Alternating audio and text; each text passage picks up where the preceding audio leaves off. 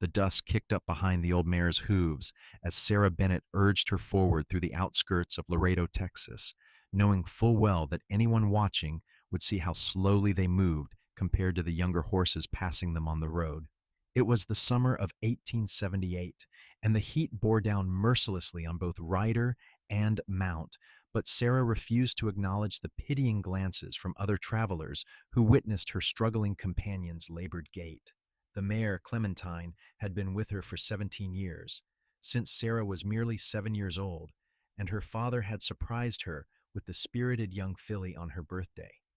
Now, at 24, Sarah found herself defending her choice to keep the aging animal almost daily, especially since her late father's ranch had fallen on hard times and selling Clementine could bring in enough money to repair the broken fence lines that plagued her property.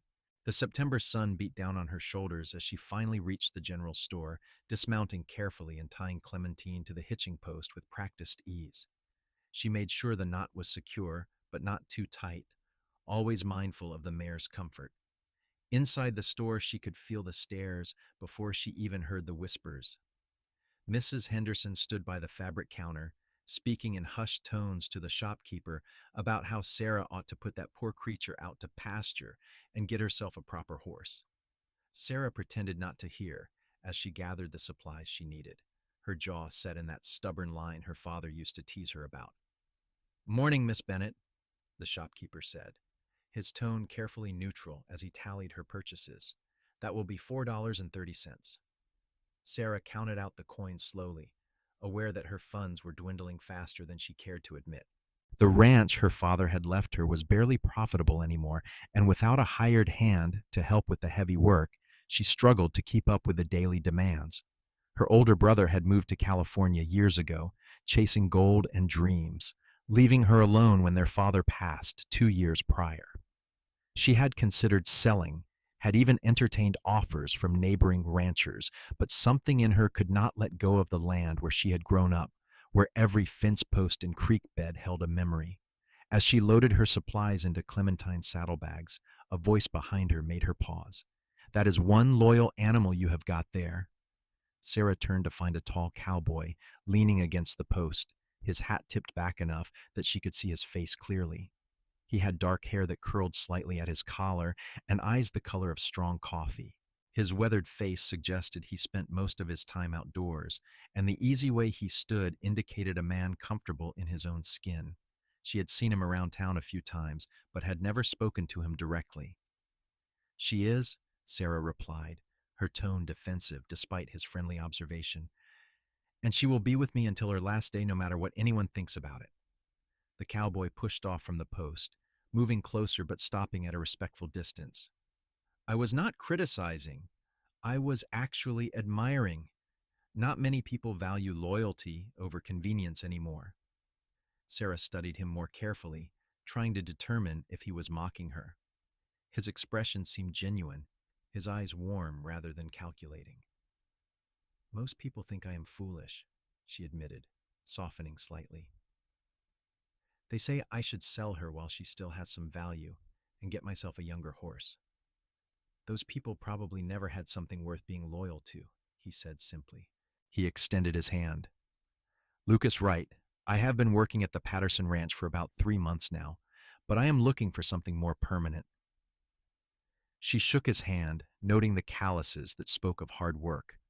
"Sarah Bennett, I have a small ranch east of town." "I know," Lucas said, then quickly added when he saw her surprised expression, "Small town. People talk. I heard you have been managing it alone since your father passed. That cannot be easy."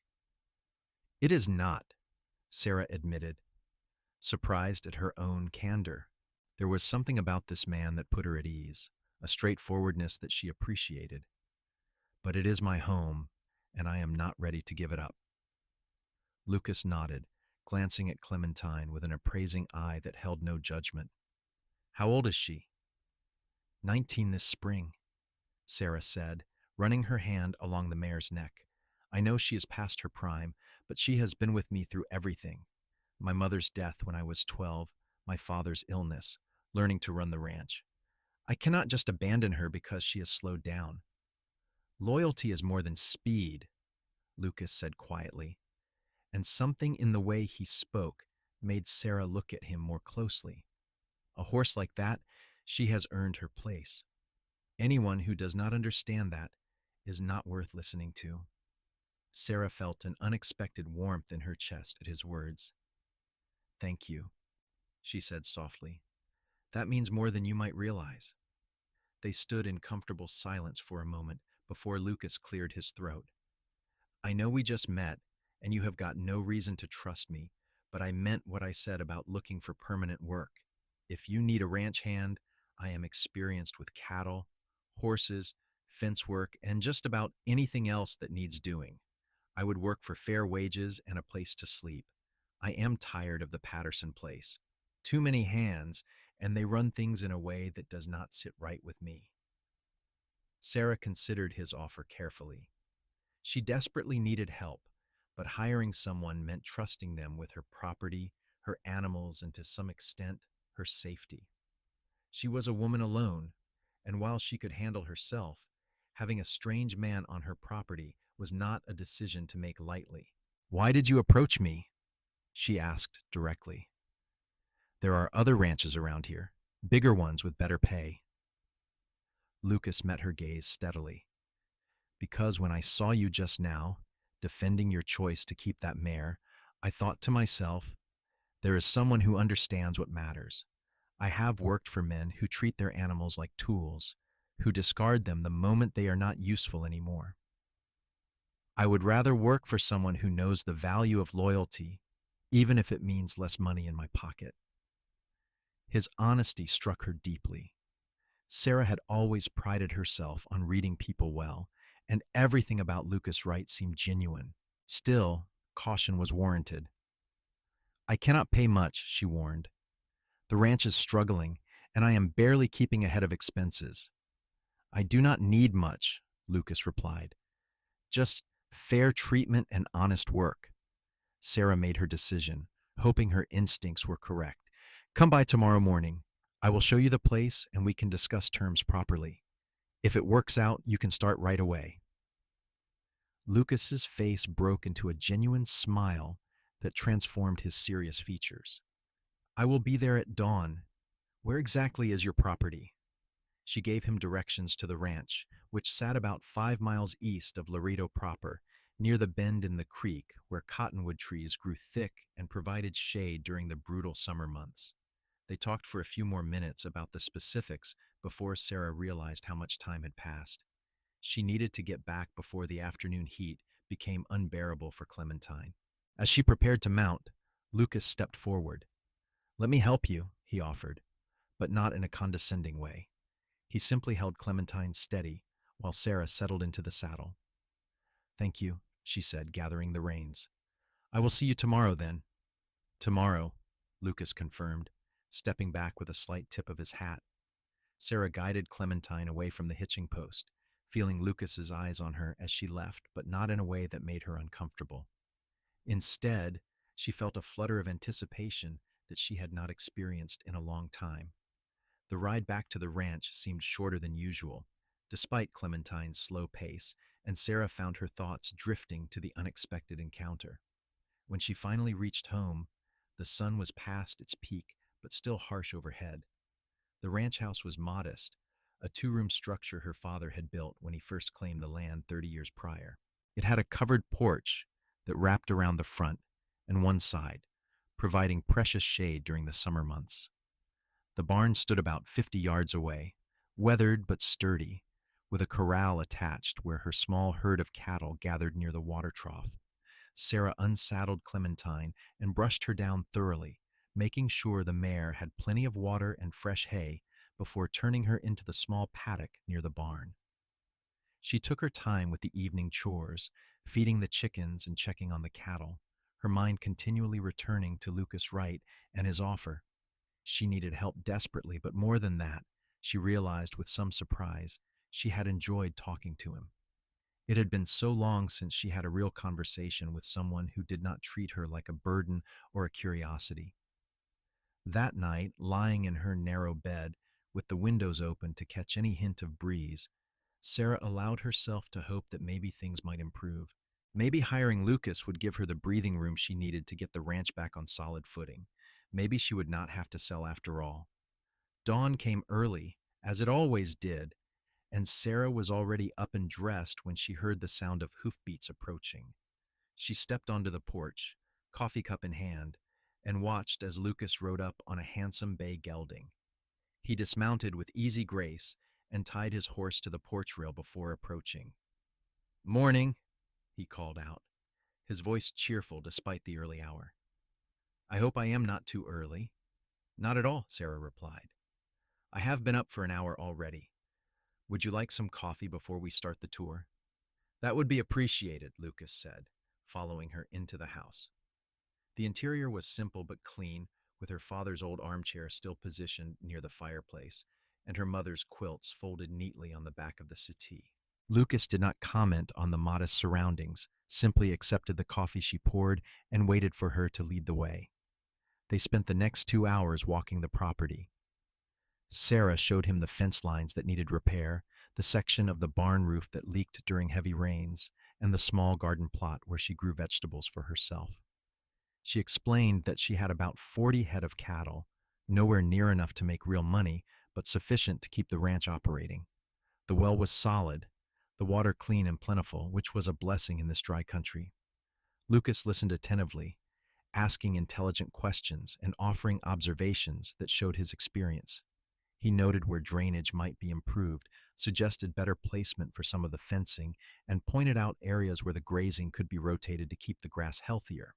"Your father knew what he was doing when he picked this land," Lucas said, as they stood on a small rise overlooking the property. "The creek access alone makes it valuable, and this soil is better than most around here." "He loved this place," Sarah said softly. "He used to say that a man needed land under his feet and sky over his head to feel truly alive." Lucas nodded. "Sounds like he was a wise man." They walked back to the house, and Sarah poured them both fresh coffee as they sat on the porch to discuss terms. The morning air was still relatively cool, though the heat would build as the day progressed. "I can offer you $30 a month plus room and board," Sarah said, her voice steady despite her nervousness about the negotiation. "The room would be the small cabin behind the barn. It is not much, but it is weatherproof and has a stove. Meals you would take with me in the main house." Lucas considered this for a moment. "That is fair," he said finally. "More than fair, actually. But I want to add something to the terms." Sarah tensed slightly, wondering what he might demand. "If the ranch starts turning a better profit because of the improvements we make, I would like to discuss a small percentage of the increase," Lucas continued. "Not a lot, maybe 5% of anything over what you are currently bringing in. It would give me incentive to work harder and think smarter about how we run things." Sarah thought about this proposal. It was unusual but not unreasonable. If Lucas could help her increase profits, 5% of the increase was a small price to pay, and it showed that he was thinking long-term, not just looking for quick wages. "That sounds fair," she agreed. "But I want a trial period first. Let us say 3 months. If at the end of that time we are both satisfied, we can formalize the arrangement more permanently." "Agreed," Lucas said, extending his hand. They shook on it, and Sarah felt a sense of relief wash over her. She had help now, real help from someone who seemed to understand both the work and her attachment to this place. Lucas moved into the cabin that very day, spending the afternoon cleaning it out and making it habitable. Sarah provided him with bedding and kitchen basics, surprised at how natural it felt to have someone else on the property. That evening, they shared a simple supper of beans, cornbread, and the last of her preserved peaches. The conversation flowed easily, with Lucas sharing stories of his travels through Texas and Sarah talking about growing up on the ranch. "What brought you to Laredo?" Sarah asked as they cleared the dishes. Lucas was quiet for a moment, and she wondered if she had overstepped. "I have been drifting for about 5 years," he said finally. "After my parents died, I sold their place up in Kansas and decided to see what else was out there. Worked on ranches all over, from Colorado down to the border. But I am 30 years old now, and I am tired of moving. I want to put down roots somewhere, build something that lasts. Sarah understood that sentiment deeply. This place is my roots, she said. I cannot imagine being anywhere else, even when it is hard. Then we will make sure it stops being quite so hard, Lucas said with quiet determination. Over the following weeks, Lucas proved himself invaluable. He worked from dawn until dusk, tackling the most pressing repairs first. The fence lines were mended, the barn roof patched, and the cattle rotated to better grazing areas. He had a gift with animals, Sarah noticed, approaching them with patience and respect rather than force. Even Clementine, who could be stubborn with strangers, accepted his presence without protest. Sarah found herself looking forward to their shared meals, the easy conversation that had developed between them. Lucas had a dry sense of humor that caught her off guard and made her laugh in a way she had not in years. He listened when she talked about her father, about her dreams for the ranch, about her fears that she might fail. "You are not going to fail," Lucas told her one evening as they sat on the porch watching the sunset paint the sky in shades of orange and purple. "You are too stubborn for that." Sarah laughed. "Is that a compliment?" "Absolutely," Lucas said, his expression serious despite his light tone. "Stubborn gets things done when talent and luck run out." 1 month into Lucas's employment, a severe storm rolled through the area, bringing high winds and driving rain. Sarah woke in the middle of the night to the sound of something crashing in the barn. She grabbed her father's old rifle and ran outside, not thinking about the danger until she was already halfway across the yard. Lucas met her there, emerging from the cabin with a lantern held high. "The barn door came loose," he shouted over the wind. "We need to secure it before the cattle get spooked." Together they fought the wind and rain, finally managing to get the door secured with additional rope. They were both soaked to the skin, shivering despite the warm night air. Once they were certain everything was secure, they ran back to the main house. Sarah immediately put coffee on to boil, while Lucas checked the windows to ensure none had been broken. "You should change into dry clothes," Sarah said, suddenly aware that they were both dripping water all over her clean floor. "I think some of my father's old things might fit you. They are in the trunk in the bedroom." Lucas looked like he might protest, but another shiver ran through him and he nodded. Sarah directed him to the trunk while she changed in the small washroom, wrapping herself in a thick shawl afterward. When she emerged, Lucas had changed into her father's spare shirt and pants. They fit him reasonably well, and something about seeing him in her father's clothes made her chest tighten with emotion. "Thank you," Lucas said quietly, "for the clothes and for coming out to help. You did not have to do that." "Of course I did," Sarah replied, pouring them both coffee. "This is my ranch. I am not going to hide inside while something needs fixing." Lucas accepted the cup with a slight smile. "That's stubbornness again." They sat together in the main room, listening to the storm rage outside. The wind howled and the rain pounded against the roof, but inside it was warm and dry. Sarah found herself acutely aware of Lucas's presence, of how natural it felt to have him sitting across from her, of how much she had come to rely on his help and companionship in such a short time. "Can I ask you something?" Lucas said after a long silence. "Of course."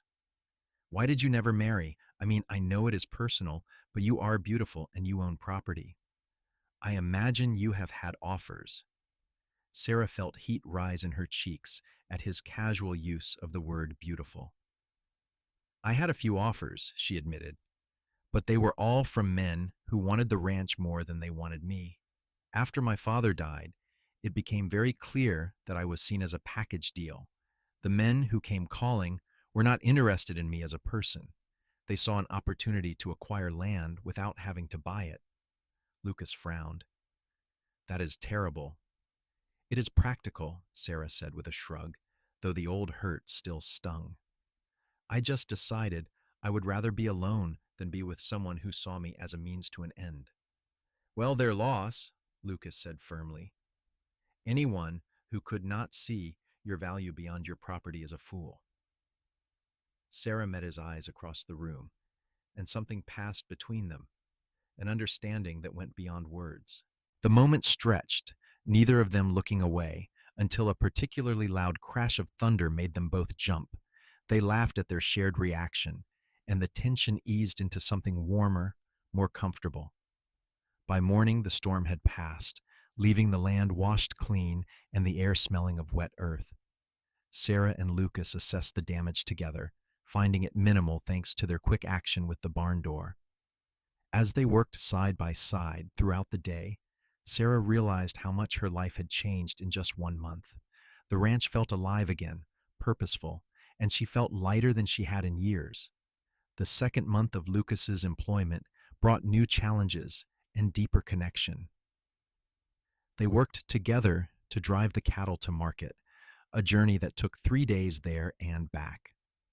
During the long hours on the trail, they talked about everything and nothing, sharing stories and dreams. Sarah learned that Lucas had once wanted to be a teacher, but his parents' deaths had derailed those plans. Lucas learned that Sarah had taught herself to read from her mother's books and had a particular fondness for poetry.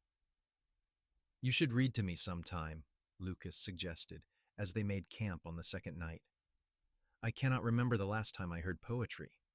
"All right," Sarah agreed, feeling shy but pleased. "When we get back, I will." The market prices were better than Sarah had hoped, and she came home with enough money to cover expenses for the next few months, with some left over for savings. Lucas refused to take credit, but Sarah knew that the improved condition of her cattle, thanks to his better management of the grazing rotation, had made them more valuable. True to her word, that evening after supper, Sarah brought out her mother's book of poems and read aloud while Lucas whittled a new handle for one of the tools. His hands moved with practiced ease, but she noticed he would pause occasionally, listening intently to a particular verse. When she finished, he looked up with an expression that made her heart skip. "Your voice is beautiful," he said simply. "Thank you for sharing that." The third month brought the change of seasons, with October cooling the brutal Texas heat into something more manageable.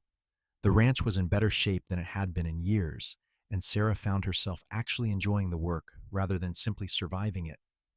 More than that, she found herself falling for Lucas Wright in a way that both thrilled and terrified her. She noticed little things about him, like how he always made sure Clementine had extra hay, respecting Sarah's devotion to the old mare without needing to be asked. She noticed how he talked to the cattle as he worked, his voice low and soothing. She noticed the way his eyes crinkled when he smiled and how he always tried to make her laugh when he sensed she was worried about something. What Sarah did not know was that Lucas was falling just as hard for her.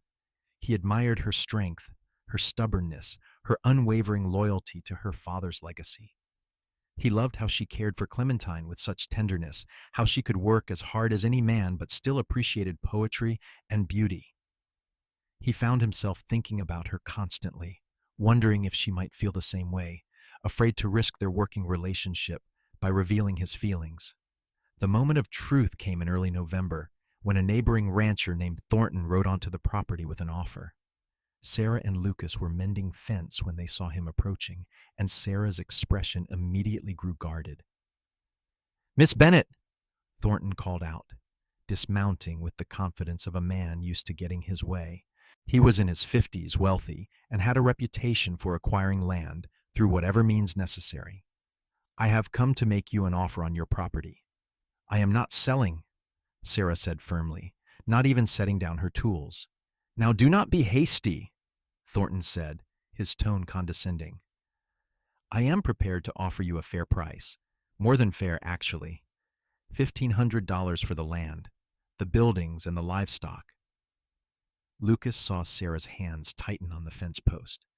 1,500 was actually a decent offer, more than the property was probably worth in its current condition, but he could see the refusal in every line of her body. "I said I am not selling," Sarah repeated, her voice hard. "This ranch is not for sale at any price." Thornton's expression darkened. "You are being foolish, Miss Bennett. A woman alone cannot properly manage a spread like this. You have been lucky so far, but your luck will run out. Take my offer while it still stands." The lady said no, Lucas interjected, moving to stand beside Sarah. "I think you should respect that." Thornton turned his attention to Lucas, his eyes narrowing. "And who might you be?" "Lucas Wright. I work here." "Ah, the hired hand," Thornton said dismissively. "This does not concern you, boy." Lucas bristled at the condescension, but kept his voice level. "It concerns me if you are harassing my employer." "Harassment?"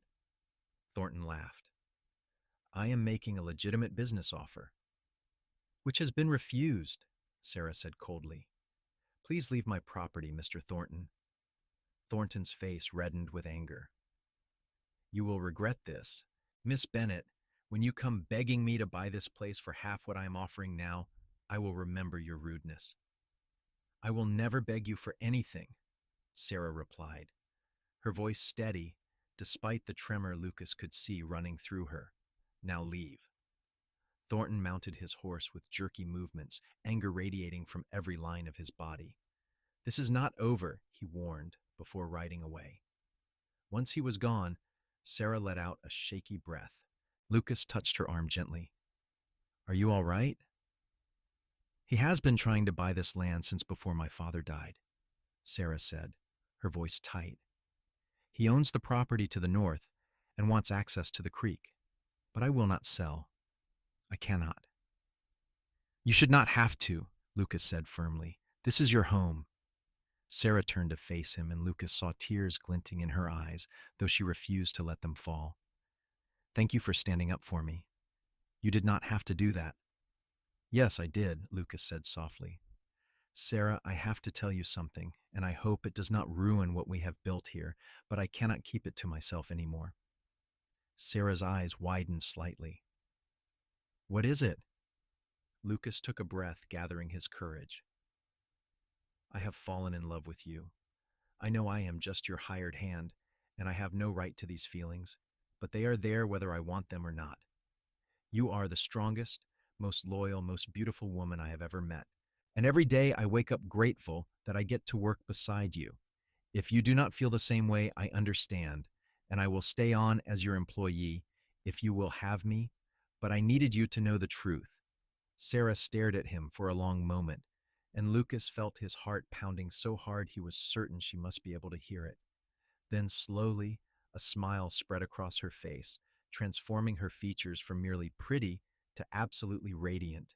"You foolish man," she said, her voice breaking slightly. "I have been in love with you for weeks. I was terrified to say anything because I thought you only saw me as your employer." Relief and joy flooded through Lucas in equal measure. "We have both been fools then," he said, reaching out to cup her face in his hands. "May I kiss you?" "Please," Sarah whispered.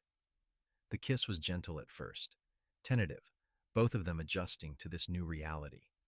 Then it deepened, becoming something more passionate, more urgent. When they finally broke apart, both were breathing hard and smiling like idiots.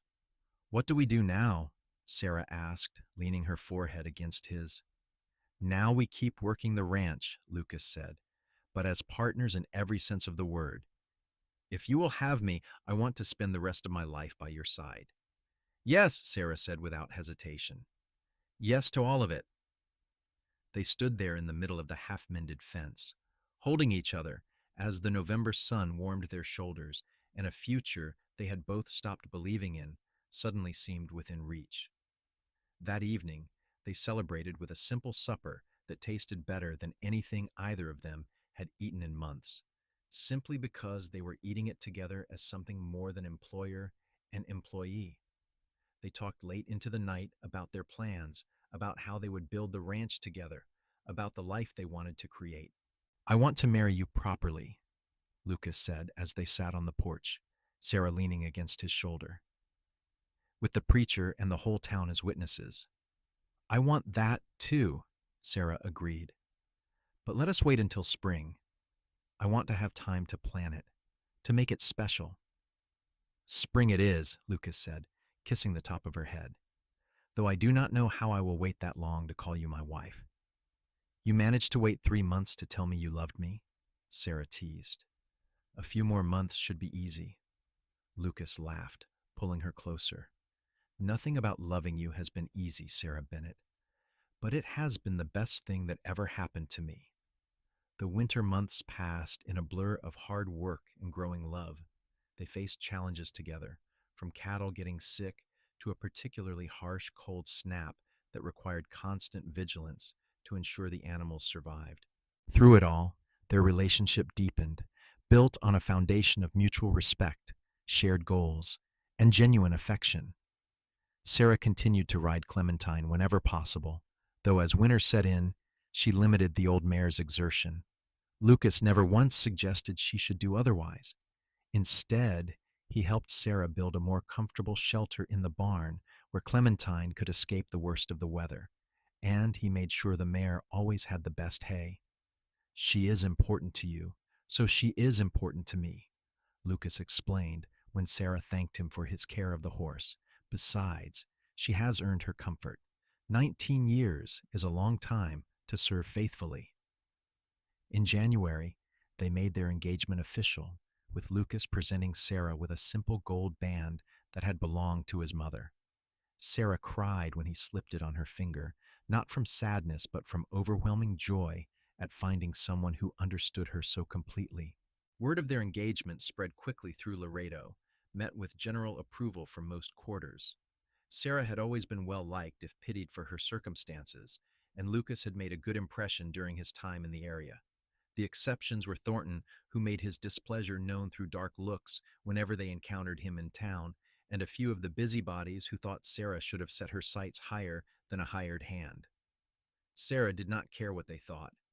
She was happier than she had ever been, working alongside the man she loved, building their future together one fence post and one cattle sale at a time. By February, they had saved enough money that Sarah felt comfortable spending some on preparations for the wedding. She bought fabric for a new dress, simple white cotton that she would sew herself with help from one of the few women in town who had been kind to her. Lucas commissioned a carpenter to build a new bed for the main house, large enough for two, and repainted the interior walls as a surprise while Sarah was in town one day. March arrived with unseasonable warmth, and they set their wedding date for the first Saturday in April. The invitations were simple, sent to the handful of people they actually cared about attending. Sarah's brother sent word from California that he could not make the journey, but sent his blessing along with a generous check as a wedding gift. Sarah cried when she read his letter, wishing her family could be there, but understanding the distance was too great. "You have me," Lucas reminded her, holding her close, "and that will have to be enough." "It is more than enough," Sarah assured him. "You are everything I need." The week before the wedding, disaster struck in an unexpected form. Sarah was riding Clementine near the creek, lost in thought about final wedding preparations, when a rattlesnake startled from the brush directly in the mare's path. Clementine, despite her age, reacted with the instincts of her younger days, rearing sharply. Sarah, caught off guard, lost her balance and fell hard, landing awkwardly on her left arm. The pain was immediate and intense, radiating from her wrist up through her elbow. Clementine, her panic subsiding quickly, stood nearby with her ears back in obvious distress. Sarah knew immediately that something was seriously wrong with her arm. Using her good hand, she managed to grab Clementine's reins and haul herself upright, then somehow got her foot in the stirrup and pulled herself into the saddle. "Get me home, girl," Sarah whispered, swaying slightly from pain and shock. The old mare moved with purpose, her slow pace for once a blessing, as Sarah clung to the saddle horn with her good hand. She made it back to the ranch, just as Lucas was emerging from the barn, his expression transforming from casual greeting to alarm the moment he saw her face. "Sarah!" He ran to her side, reaching up to help her down. "What happened?" "Fell," Sarah managed through gritted teeth. "Snake spooked Clementine. My arm is broken, I think." Lucas carefully supported her weight as she dismounted, then immediately called for one of the neighboring boys who happened to be passing by to fetch the doctor from town. He got Sarah into the house, settled on the settee with her arms supported by pillows. Clementine needs care, Sarah said, trying to stand despite the pain. I will take care of her, Lucas assured her. You need to stay still until the doctor gets here. Lucas quickly tended to Clementine, brushing her down and ensuring she had water before returning to Sarah's side. The doctor arrived within 2 hours, examined Sarah's arm, and confirmed the break. He set the bone as gently as possible, though Sarah still had to bite down on a leather strap to keep from screaming. Lucas held her good hand throughout the entire ordeal, his own face pale with shared pain. You will need to keep this splinted for at least 6 weeks, the doctor instructed after wrapping the arm securely. No heavy work, no writing, and for heaven's sake, young lady, be more careful. After the doctor left, Lucas sat beside Sarah, still holding her hand. You scared me half to death, he admitted, his voice shaking slightly. I scared myself, Sarah confessed, but Clementine got me home. Even at her age, even moving slow, she knew what to do. I never doubted her, Lucas said, kissing Sarah's forehead, just like I never doubted you. But we are postponing the wedding. What? No, Sarah protested. Lucas, I will be fine by Saturday. Sarah, you just broke your arm. You are in pain and you need to rest. We can wait a few weeks. I do not want to wait, Sarah said stubbornly. I want to marry you on Saturday as planned. I can stand up and say vows with a broken arm. Lucas looked at her for a long moment, then shook his head with a reluctant smile. You are the most stubborn woman I have ever met. You knew that when you proposed, Sarah pointed out. I did, Lucas agreed. All right, if you are sure, we will keep the date, but you are not doing any of the final preparations yourself. I will handle everything. True to his word, Lucas took over all the remaining wedding tasks. He picked up Sarah's completed dress from the seamstress, arranged for the church to be decorated with whatever spring flowers were available, and coordinated with the few guests they had invited. Sarah rested as much as her restless nature allowed, frustrated by her inability to help, but warmed by Lucas's determined care. The night before the wedding, as was tradition, Lucas slept in the cabin rather than the main house. Before he left for the evening, he found Sarah on the porch, staring out at the darkening sky with Clementine visible in the nearby paddock. Having second thoughts? Lucas asked, settling beside her. Not even for a moment, Sarah said firmly. You? Never, Lucas replied. I was just thinking about everything that had to happen for us to be here. If Patterson had not been such a difficult boss, I might not have been looking for new work. If you had not needed help, you might not have hired me. If you had sold Clementine like everyone told you to, I might never have approached you that day outside the general store. So you are saying my stubborn loyalty to an old horse brought us together? Sarah mused. That is exactly what I am saying, Lucas confirmed. Sometimes the things other people see as weaknesses are actually our greatest strengths. Your loyalty, your stubbornness, your refusal to do what was convenient instead of what was right, those are the things that made me love you. Sarah leaned her head on his shoulder, careful of her injured arm. I am glad I kept her. I am glad I hired you. I am glad for all of it, even the hard parts, because they led us here. They sat together in comfortable silence, watching the stars emerge one by one, both thinking about the life they were about to begin as husband and wife. The morning of the wedding dawned clear and beautiful, with temperatures perfect for an April day in Texas. Sarah woke early, her arm aching but her heart light. The seamstress had agreed to come to the ranch to help Sarah dress, a kindness that Sarah appreciated deeply. As the woman helped her into the white cotton dress, carefully working around the splinted arm, Sarah looked at herself in the small mirror and barely recognized the happy woman staring back. You look beautiful, dear, the seamstress said kindly. That man of yours is very lucky. I think I am the lucky one, Sarah replied. Lucas had arranged for a wagon to take them to the church in town, knowing that Sarah could not ride in her current condition. He arrived at exactly the appointed time, driving the wagon himself, dressed in new clothes that Sarah suspected had cost him more than he could comfortably afford. When he saw her, his expression made every moment of pain and worry worth it. "You are the most beautiful thing I have ever seen," Lucas said reverently, helping her carefully into the wagon.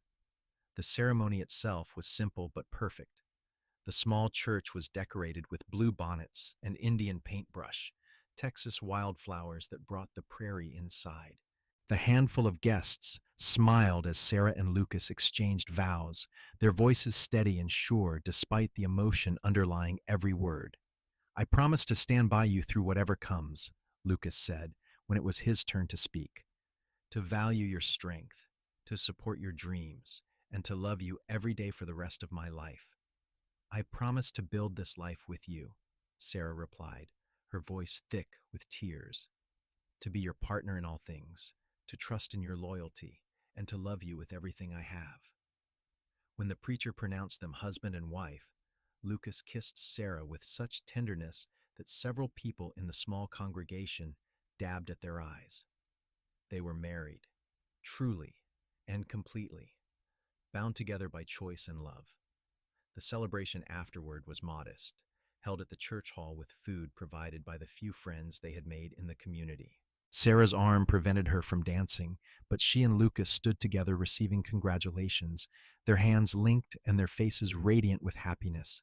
As the sun began to set, they climbed back into the wagon for the journey home. Home, Sarah thought.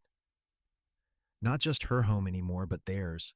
Lucas Wright was now Lucas Wright, her husband, and she was Sarah Wright, and together they would build something lasting. That night, as they lay together in the new bed Lucas had commissioned, carefully arranged so as not to jostle Sarah's arm, they talked about their future in whispers and promises.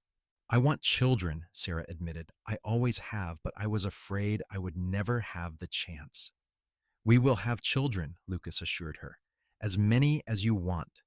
We will fill this house with love and laughter." "And we will teach them about loyalty," Sarah added, "about valuing what matters over what is convenient." "We will," Lucas agreed, kissing her softly. "We will teach them everything that makes you who you are." The weeks following the wedding passed in a haze of adjustment and healing. Sarah's arm slowly mended, and their partnership in running the ranch grew even stronger. They worked together seamlessly now, anticipating each other's needs and movements.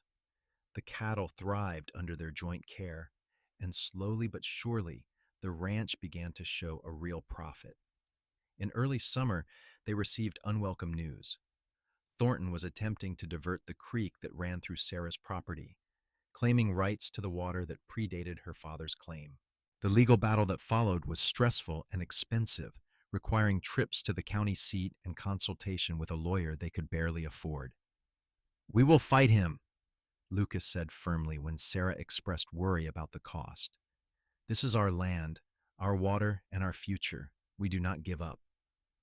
The case took months to resolve, with both sides presenting deeds and surveys and witness testimony. In the end, the judge ruled in Sarah and Lucas's favor, confirming that the water rights belonged to their property and that Thornton's claim was baseless. The victory was sweet but exhausting, leaving them both relieved and drained. "I'm tired of fighting," Sarah admitted as they rode home from the courthouse, her arm now fully healed and functional again.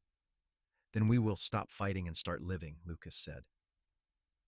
"We have won, Sarah. The ranch is secure. We are together, and the future is ours to build however we want." That fall, Sarah discovered she was pregnant. The news filled them both with joy and a certain amount of anxiety, neither having much experience with children, but both determined to do their best. Lucas became even more protective, insisting that Sarah avoid heavy work and rest whenever possible. Sarah tolerated his concern with good humor, secretly touched by his devotion. "I am pregnant, not made of glass," she reminded him when he tried to prevent her from carrying a bucket of water. "I know," Lucas said sheepishly, "but you are carrying our child, and I want to make sure nothing happens to either of you." Sarah softened, touching his face gently. We will be fine. Women have been doing this since the beginning of time. Not my woman, Lucas countered. Not carrying my child. The pregnancy progressed smoothly, with Sarah remaining active and healthy throughout. As winter approached again, marking more than a year since Lucas had first come to work at the ranch, they prepared for the arrival of their first child. Lucas built a cradle from wood he carefully selected and sanded smooth. Sarah sewed tiny clothes and blankets, her heart full of anticipation. In February of 1880, during a cold snap that made the house feel small and intimate, Sarah went into labor. Lucas rode frantically to town to fetch the doctor and the midwife, then spent the next 12 hours pacing and praying and generally being useless, as the midwife cheerfully informed him. When he finally heard the cry of his newborn child, he burst into the bedroom despite the midwife's protests. "You have a son," Sarah said tiredly, holding a tiny bundle in her arms. "Come meet him." Lucas approached slowly, almost afraid to look, then caught his first glimpse of his son and felt his heart expand in ways he had not known were possible. The baby had dark hair like his father and seemed remarkably alert for someone so new to the world. "He is perfect," Lucas breathed, carefully touching one tiny hand. "You are perfect. I cannot believe he is ours." "What should we name him?" Sarah asked, looking up at her husband with exhausted but happy eyes. They had discussed names throughout the pregnancy, but had not settled on anything definite. Now looking at their son, Lucas suddenly knew. "Thomas," he said, "after your father." "Thomas Wright." Sarah's eyes filled with tears. "Are you sure? We could name him after your father." "I am sure," Lucas said firmly. "Your father gave you this land, this legacy. It is only right that our first son carries his name forward." Little Thomas Wright proved to be a healthy, happy baby who seemed to thrive in the ranch environment. As he grew from infant to toddler, he showed early signs of his mother's stubbornness and his father's even temper. Sarah and Lucas adapted to parenthood with the same partnership that had made their marriage strong, sharing responsibilities and supporting each other through the exhausting early months. Clementine, now 21 years old, seemed fascinated by the baby. Whenever Sarah carried Thomas out to the barn, the old mare would stretch her neck over the stall door to investigate, snuffling gently at the child. Thomas, for his part, showed no fear of the horses, reaching out with chubby hands to pat Clementine's soft nose. "He is going to be a natural horseman," Lucas observed, watching his son interact fearlessly with animals much larger than himself. "Like his father," Sarah said proudly. The ranch continued to prosper under their joint management. The profits increased enough that Lucas's 5% share became a significant amount, which he immediately put back into improvements.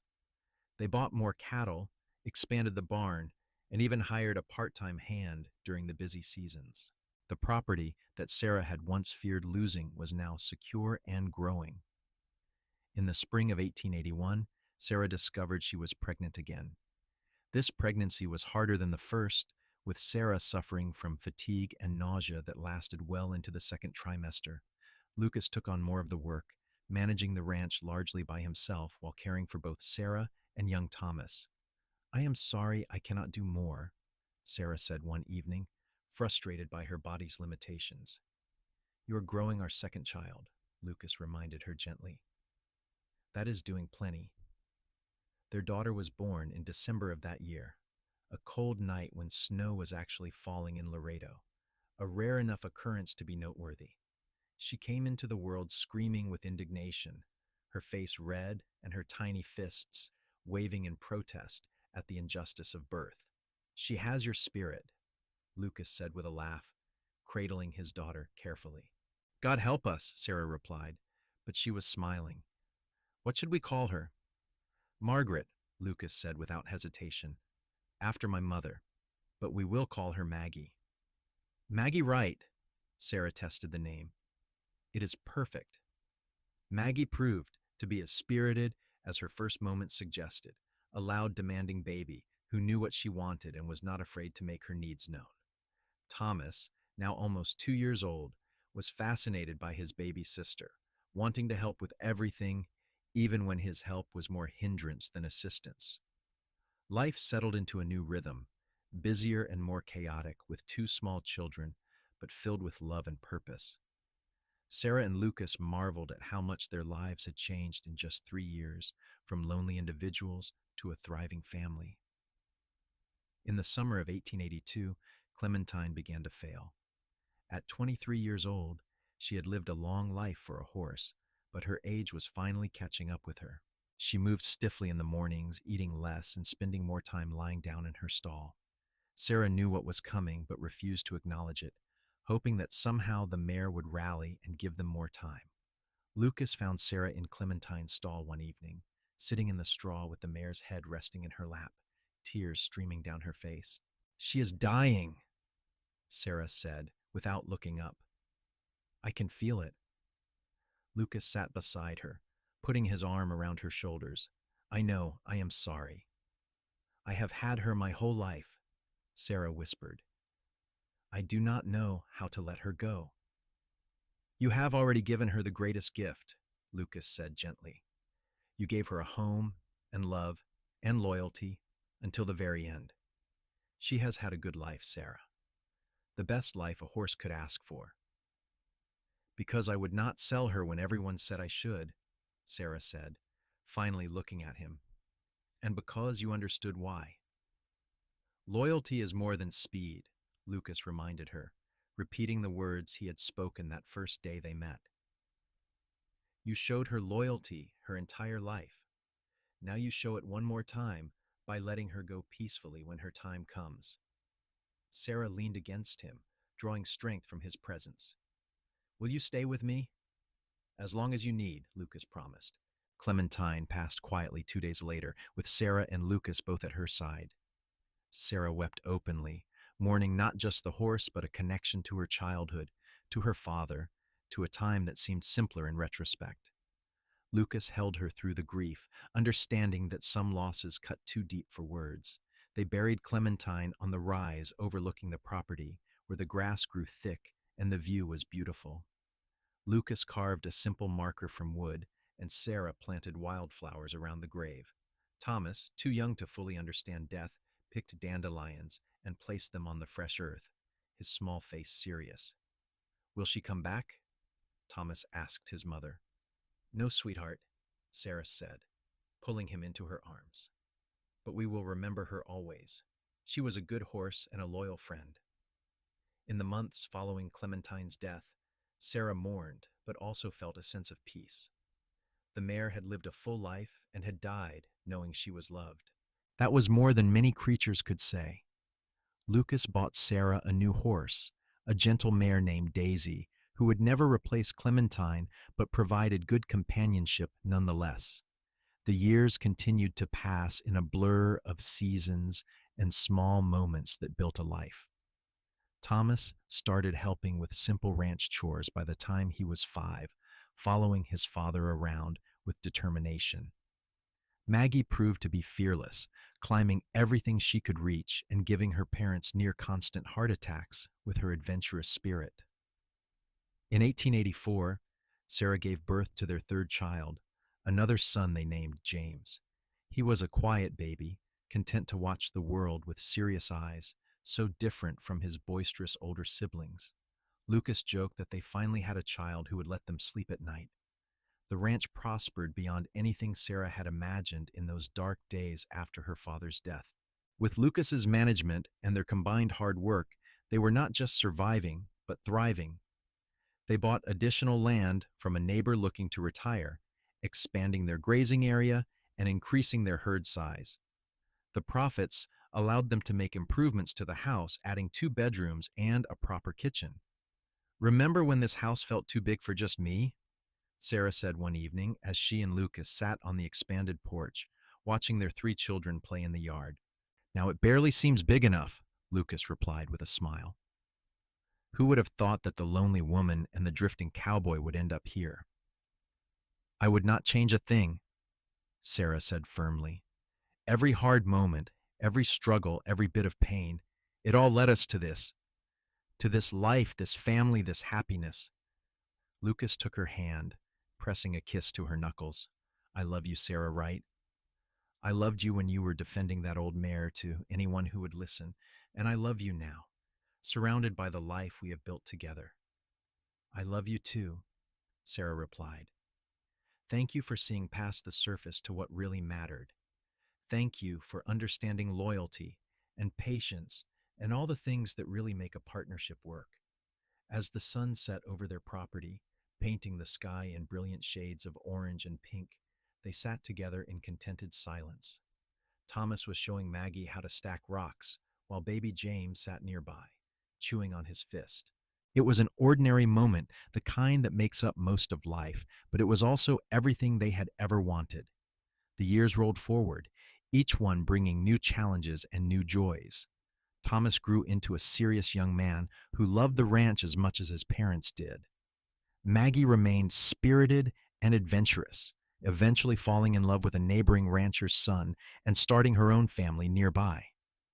James proved to have a gift for numbers and kept the ranch's books with meticulous accuracy as soon as he was old enough to understand the mathematics involved. Sarah and Lucas added two more children to their family. Both daughters they named Clara and Ruth, ensuring that the house truly was always full of noise and life. Through it all, they remained partners in every sense, making decisions together, supporting each other through difficulties, and celebrating successes as a team. On their 20th wedding anniversary in 1899, Lucas surprised Sarah by commissioning a painting. The artist had recreated the scene from that first day they met, showing a younger Sarah standing beside Clementine outside the general store in Laredo. In the background, barely visible, was a tall cowboy watching them with interest. So we never forget where we started, Lucas explained when he presented it to her, and to remember that sometimes the things others call foolish are actually the wisest choices we can make.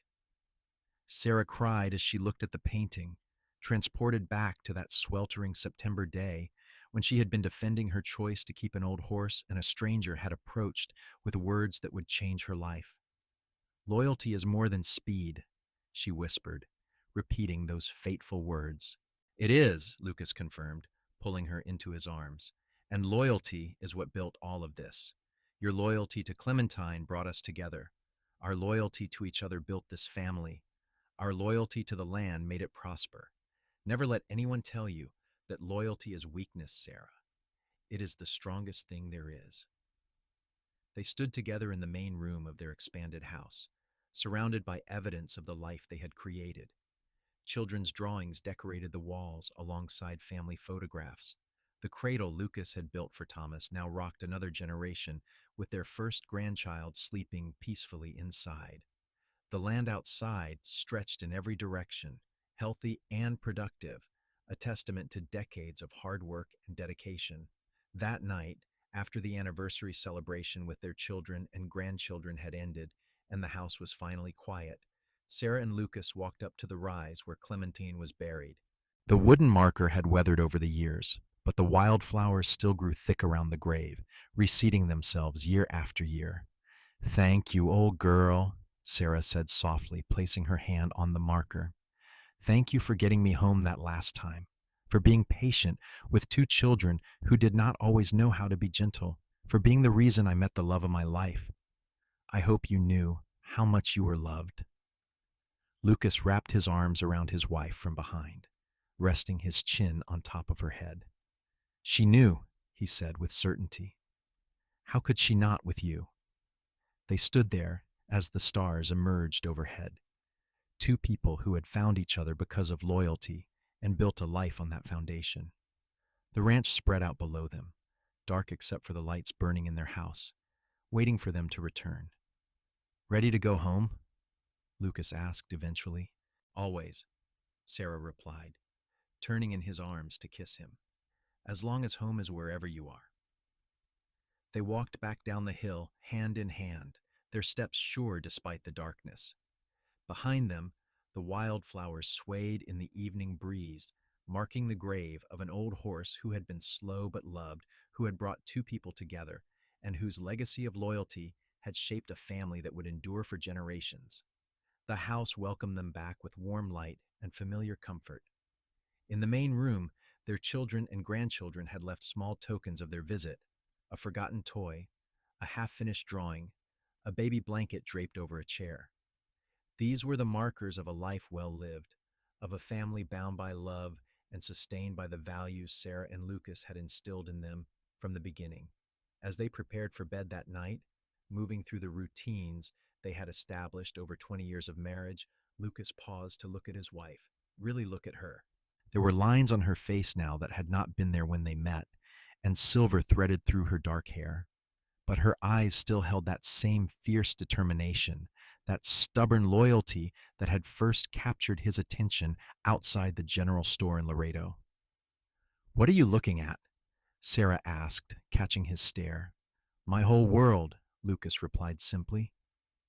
"My entire life, everything that matters." Sarah smiled, the kind of smile that came from deep contentment rather than fleeting happiness. "We did well, did we not, with this life we built?" "We did better than well," Lucas said, pulling her close.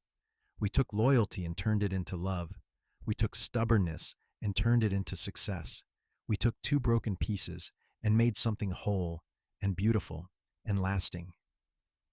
They settled into bed, fitting together the way only long married couples can, every curve and angle familiar and comfortable. Outside, the Texas night was quiet except for the gentle sounds of cattle settling and the wind moving through the grass. Their land, their legacy, their home. "Do you ever regret it?" Sarah asked sleepily. "Approaching me that day, taking a chance on a woman with an old horse and a failing ranch?" "Never," Lucas said immediately. "Not for a single moment. You are the best decision I ever made, Sarah Wright. The only decision that truly mattered." "I love you," Sarah whispered, already drifting towards sleep. "Thank you for understanding about Clementine. Thank you for seeing what really mattered." "I love you too," Lucas replied. "Thank you for teaching me that loyalty is more than speed, that sometimes the slow and steady path leads exactly where you need to go." Sarah's breathing evened out as she fell asleep, secure in the circle of her husband's arms. Lucas lay awake a while longer, thinking about the long and winding road that had brought them to this moment. If he had not been at the Patterson Ranch and grown frustrated with their methods, he might never have been in town that day. If Sarah had listened to the townspeople and sold Clementine, he might never have approached her. If either of them had been less stubborn, less loyal, less willing to see beyond the surface, they might have missed each other entirely. But they had not missed each other. They had found each other, had chosen each other, and had built something extraordinary together. Their children were proof of their love, healthy and happy, and carrying forward the values they had learned. The ranch was proof of their partnership, thriving after decades of careful stewardship. And their marriage was proof that loyalty, patience, and mutual respect could create a bond strong enough to weather any storm.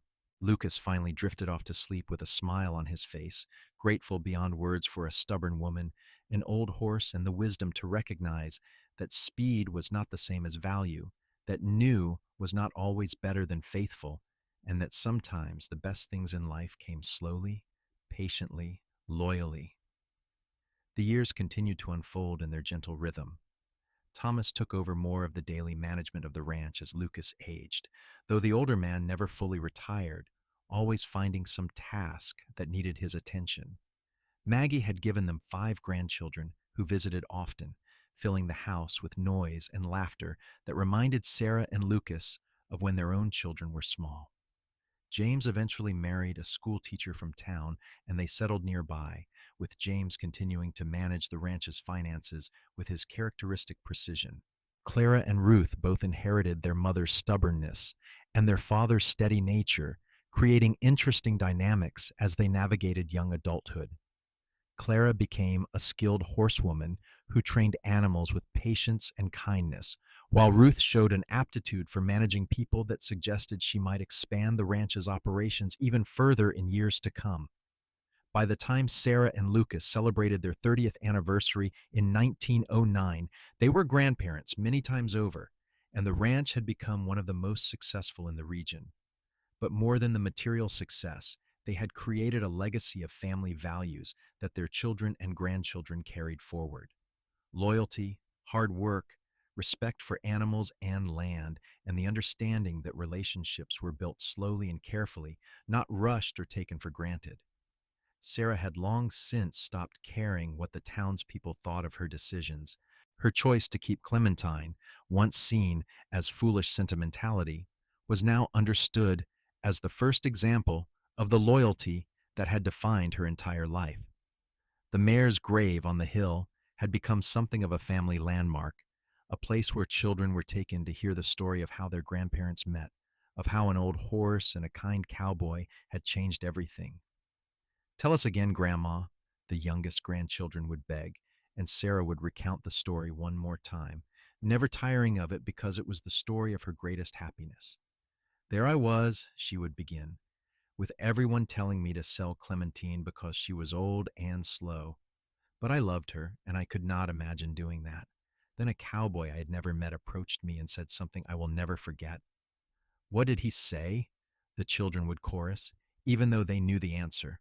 "He said, 'Loyalty is more than speed,'" Sarah would recite, her eyes finding Lucas across the room, still seeing the handsome young man who had spoken those words so many years ago. And he was right. Loyalty brought us together. Loyalty kept us together.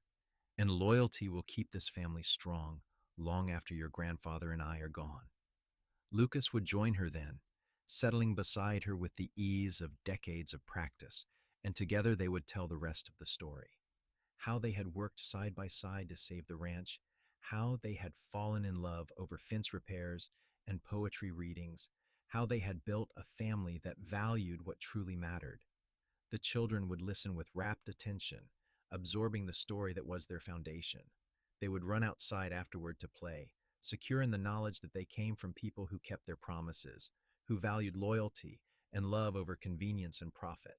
As Sarah and Lucas grew older, they slowed down but never stopped participating in ranch life. Thomas and his siblings ensured that their parents were never burdened beyond their capability, but they also understood that work gave their parents purpose. So Sarah continued to tend her garden and help with the grandchildren, while Lucas still walked the property daily, checking fence lines with eyes that might have dimmed but still missed nothing important. In the spring of 1914, as Sarah approached her 60th birthday and Lucas his 66th, they took a rare afternoon for themselves. They rode out to the hill where Clementine was buried, Sarah on Daisy's daughter, and Lucas on a steady gelding, who knew the way by heart. The wildflowers were in full bloom, covering the rise in color. They dismounted and sat beside the weathered marker, looking out over the ranch that had been Sarah's inheritance and had become their shared legacy. The house had been expanded again to accommodate visiting family members. The barn was larger and sturdier than the original structure. The herd numbered in the hundreds now, carefully managed and profitable.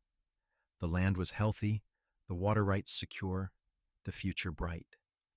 "Do you remember that first day?" Sarah asked, taking Lucas's hand in hers. Their hands were both weathered now, marked by decades of hard work, but the touch was still electric, still meaningful. "Every detail," Lucas confirmed. "You were so fierce, so determined to defend your choice. I knew right then that you were someone special." "I was terrified," Sarah admitted. "The ranch was failing, I was running out of money, and everyone kept telling me I was being foolish. Then you appeared and said exactly what I needed to hear." "I only spoke the truth," Lucas said. "You taught me as much as I taught you, Sarah. You taught me that loyalty is not weakness, that stubbornness can be strength, that sometimes the right choice is not the easy one." They sat in comfortable silence, watching clouds drift across the blue Texas sky. A hawk circled overhead, riding the thermals. In the distance, they could hear the cattle lowing and the shouts of their grandchildren playing near the house. "I would not change anything," Sarah said eventually. Every hard moment, every struggle, every tear, they were all worth it to end up here with you. Neither would I, Lucas agreed, though I might have told you I loved you sooner. I wasted 3 months being too afraid to speak. Sarah laughed, the sound carrying across the prairie. We both wasted those 3 months, but maybe we needed them to be sure. Maybe we needed to build the friendship first so the love would have a strong foundation. Maybe, Lucas conceded. Either way, we got here in the end. That is what matters. As the sun began its descent toward the horizon, they rose stiffly and made their way back to their horses. The ride home was slow and peaceful, both of them savoring the afternoon and each other's company. When they reached the barn, Thomas was there to help with the horses, his own children swarming around asking to help. That evening, the entire family gathered for supper, a chaotic affair with 3 generations crowded around an expanded table. Sarah and Lucas sat at the head, watching their descendants interact with pride and joy. This was what they had built together. Not just a successful ranch, but a family bound by love and sustained by the values they had lived by example. After the meal, as the children were being corralled for bedtime and the adults lingered over coffee, Thomas raised his glass in a toast. To Ma and Pa, he said, his voice carrying over the conversation, for showing us what loyalty looks like, what love looks like, and what it means to build something that lasts. Everything we have, everything we are comes from the foundation you two laid. Thank you. To Ma and Pa, the others echoed, raising their own glasses. Sarah felt tears prick her eyes, but they were happy tears. Lucas squeezed her hand under the table, his own eyes suspiciously bright. They had done well. They had taken the raw materials of 2 lonely lives and an old horse and had built something beautiful and enduring. Later that night, lying in bed with Lucas's breathing steady beside her, Sarah thought about the long journey from that September day in 1878 to this moment. 36 years of marriage, 5 children, numerous grandchildren, a thriving ranch, and most importantly, a love that had only deepened with time. All because she had refused to sell an old, slow horse, and a cowboy had recognized that loyalty was more valuable than speed. She turned carefully, not wanting to wake Lucas, and studied his sleeping face. Time had marked them both, but she still saw the handsome young man who had approached her with kind words and an open heart. She still felt the same flutter of excitement when he smiled at her. She still loved him with an intensity that sometimes took her breath away.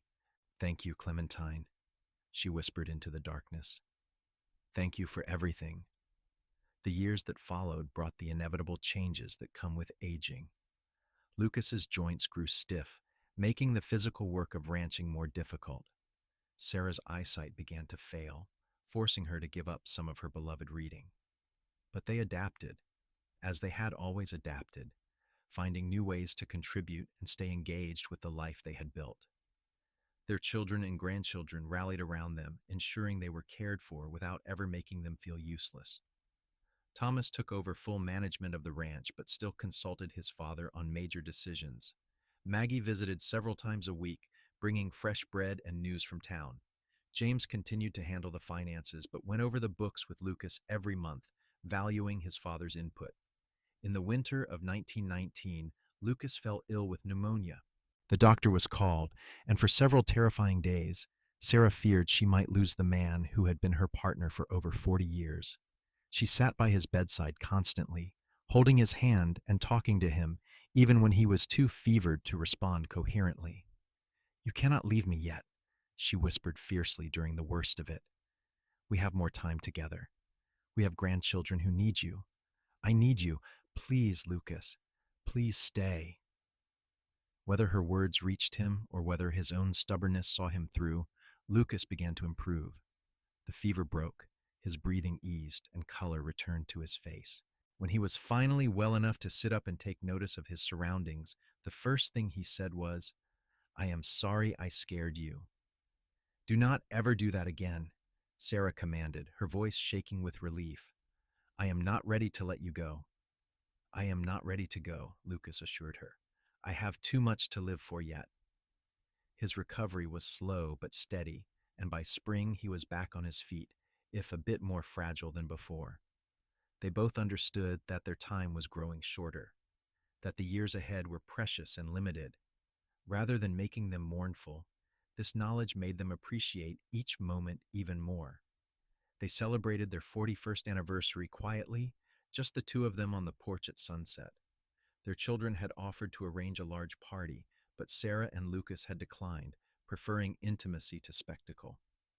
41 years, Sarah mused, her head resting on Lucas's shoulder. That is a lifetime. It is, Lucas agreed, and I would live every moment again exactly as it happened. Even the hard parts? Sarah asked. Especially the hard parts, Lucas said firmly. They made us who we are. They made us strong enough to last. As 1920 dawned, bringing with it a new decade, Sarah and Lucas settled into their roles as the family's beloved elders. They were consulted on all major decisions, not because they demanded it, but because their wisdom was valued. They were surrounded by love, by children and grandchildren, and even great-grandchildren who adored them. They had everything they had ever wanted, and more than they had ever imagined. One warm May evening, they made their way up to Clementine's grave one last time. It required help now, Thomas accompanying them on the walk and steadying them over the rough ground. But they had wanted to come, to see the wildflowers in bloom, to visit the spot that held such meaning for them. They sat together on the grass, looking out over the ranch that had been their life's work. The sun painted everything golden, highlighting the healthy cattle, the well-maintained buildings, the fences that stood straight and true. We did good, didn't we? Lucas said, not really asking. We did better than good, Sarah replied. We did what we set out to do. We kept the ranch, we built a family, we created something lasting. All because of loyalty, Lucas said, touching the old marker. Because you knew that loyalty mattered more than convenience. Because you taught me what it meant to commit fully to something, to see past the surface to what was truly valuable. Sarah leaned against him, feeling the steady beat of his heart. And because you understood. So many people did not, but you did. From that very first moment, you saw what I saw. They sat until the light began to fade, then made their way slowly back down the hill with Thomas's patient assistance. That night they lay in bed holding hands, not speaking, simply being together in the companionable silence of a long and happy marriage. Sarah woke in the morning to find Lucas still sleeping, his breathing peaceful and even. She let him rest, rising quietly to start her day. But when he had not stirred by mid-morning, she returned to check on him, a cold fear gripping her heart. Lucas had passed peacefully in his sleep, his face relaxed and calm. He was 72 years old and had lived a full, rich life, but knowing that did nothing to ease the pain of losing him. Sarah sat beside his body, holding his hand one last time, and wept for the partner she had lost, for the empty years ahead without him, for the love story that had finally reached its end. The funeral was well attended, with family, friends, and business associates all coming to pay their respects to a man who had been respected and loved. They buried him beside Clementine on the hill, as Sarah insisted. It seemed right that he should rest there, in the spot that overlooked everything they had built together, beside the grave of the horse that had brought them together. The months following Lucas's death were the hardest of Sarah's life. She had lost her father, her mother, beloved Clementine, but nothing compared to losing her husband, her partner, the other half of her heart. She moved through her days mechanically, supported by her children, who worried about her declining spirit. But slowly, with time and the patient love of her family, Sarah found her footing again. She realized that Lucas would not want her to simply wait to join him. He would want her to keep living, to keep being part of the family they had created, to see their legacy continue to grow. She became the family's storyteller, spending hours with her grandchildren and great-grandchildren, telling them about Lucas, about Clementine, about the early days of the ranch. She wanted them to know where they came from, to understand the values that had built their family. She wanted Lucas to live on through the stories, through the lessons he had taught, through the example he had set.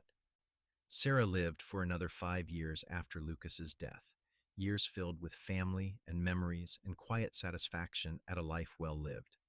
In the spring of 1925, at the age of 71, she passed away peacefully in her sleep, surrounded by photographs of the people she loved and mementos of the life she had lived. They buried her beside Lucas on the hill, with Clementine on the other side. 3 graves now marked that spot, all covered in wildflowers that reseeded themselves year after year. The family erected a larger monument, a granite stone that bore all 3 names and a simple inscription: "Loyalty is more than speed." Here rest Sarah Bennett Wright, Lucas Wright, and Clementine, whose loyalty to each other built a legacy that endures. The ranch continued to thrive under the management of Sarah and Lucas's descendants, passing down through generations, just as they had hoped.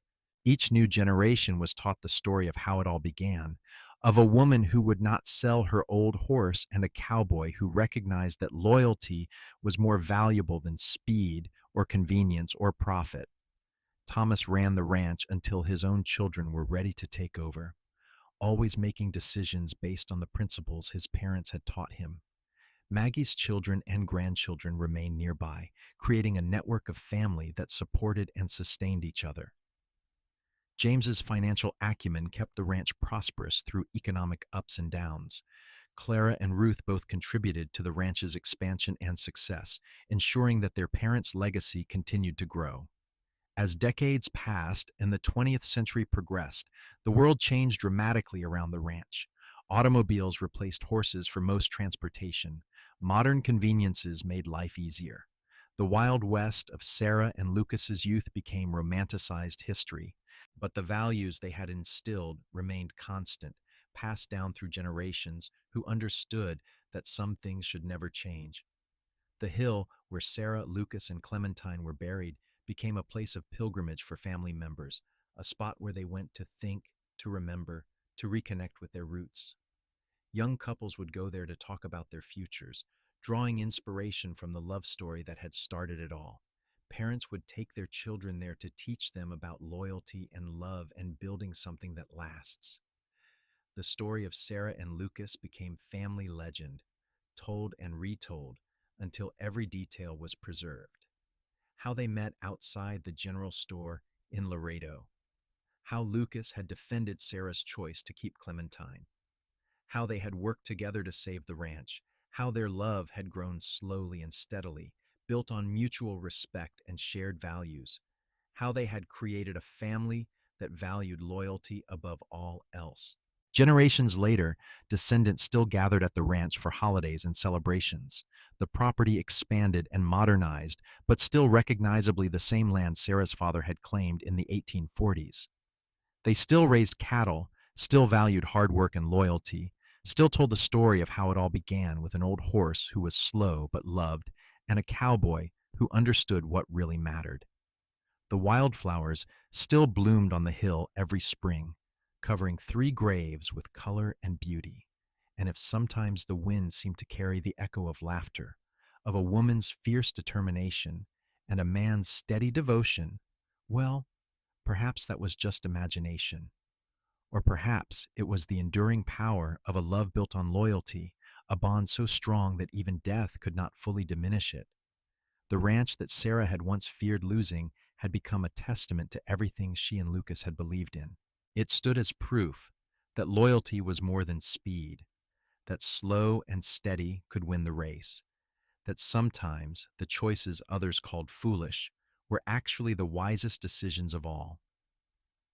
And at the heart of it all was the memory of an old mare named Clementine, whose slow pace had brought 2 souls together and whose legacy had shaped a family for generations to come.